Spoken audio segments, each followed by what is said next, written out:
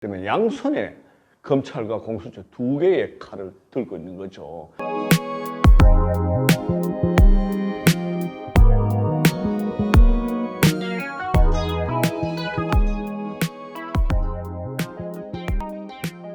안녕하세요. 문병훈입니다. 반갑습니다. 오늘은 공수처에 대해서 제가 알고 있는 대로 말씀을 드리겠습니다.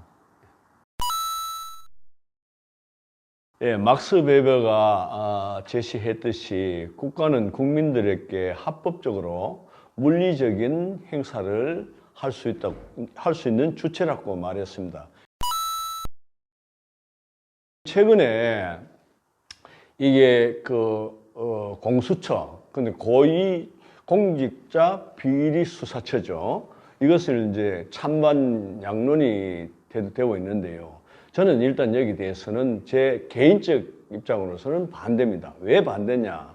문재인 대통령께서도 이 공수처가 사정기관이라고 얘기했거든요. 이미 검찰이나 경찰이 있단 말입니다. 그런데 그 역할들을 제대로 균형과 견제를 제대로 못 잡아가기 때문에 저는 있다고 보거든요. 현재 있는 제도만 제대로 손질하고 개혁을 한다면은 원만한 수사를 할 수 있다고 생각을 하고 있습니다. 그래서 저는 공수처 설치에 대해서 반대하는 이유입니다.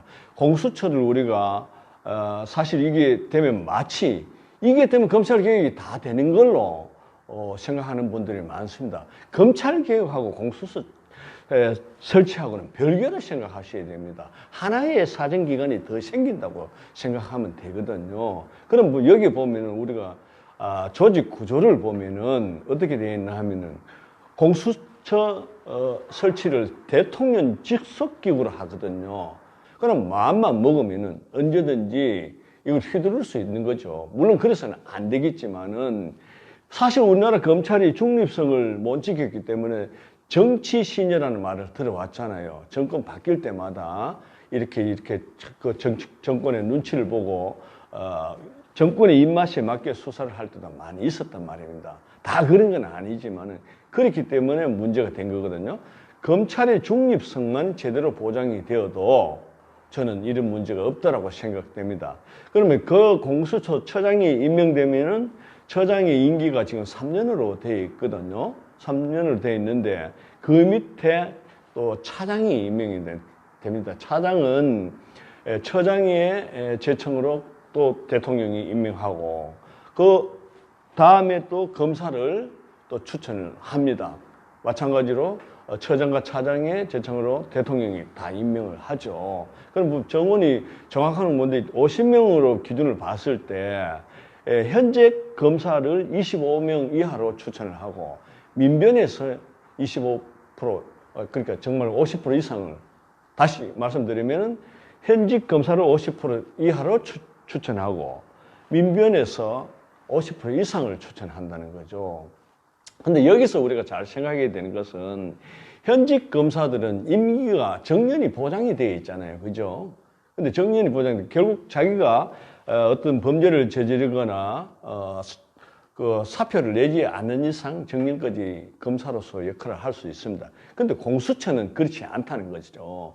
검사들의 최고 할 수 있는 게 9년이라는 거죠. 3년 하고 또 잘하면 6년 하고 또 잘하면 9년 하는데 그게 뭐 정권에 또 마음에 안 맞거나 수사에 마음에 안 들면 3년 하고 그냥 그만두게 할 수도 있잖아요. 그러니까 임명권자의 눈치를 봐야 되는 그런 검사의 역할을 한다는 거죠. 그런 데서 어떻게 수사가 공정하게 될 수 있겠어요? 그러면 검찰도 임명권자에 대해서 눈치를 볼 수밖에 없다는 것이 안 되겠습니까? 그죠? 그렇기 때문에 그럼 공수처 검사들이 공정하게 하겠습니까? 아니면 현직 정년이 보장된 검사들이 그래도 좀 나는 더 공정하게 하지 않느냐 이렇게 봅니다. 그래서 이 검사들은 아까 말씀드렸듯이 정년이 보장이 되어 있기 때문에 대통령은 5년 하고는 바뀝니다. 그렇지 않습니까? 그러면 5년만 버티면은 자기는 그대로 유지를 할 수 있잖아요. 근데 공수처 검사는 그렇지 않다는 거죠. 3년 딱 해보고 3년 하고 나면 대통령 임기 5년이잖아요. 그 안에 그만두게 할 수도 있다는 거죠. 그럼 자기가 그 자리에 있기 위해서는 눈치를 볼 수밖에 없잖아요. 그런 상태에서 어떻게 공정한 중립에서 이 조사를 할 수 있느냐, 이렇게 나는 생각이 되거든요. 잘못하면은 대통령의 어떤 홍위병으로 바뀔 수가 있다. 뭐 그래서는 절대로 안 되겠죠. 이제 그럴 수가 있다는 거죠. 시청자 여러분, 고맙습니다. 제가 알고 있는 대로 말씀을 드렸습니다. 공수처 문재인 대통령 설치하면 절대로 안 됩니다. 저는 절대 반대입니다. 감사합니다.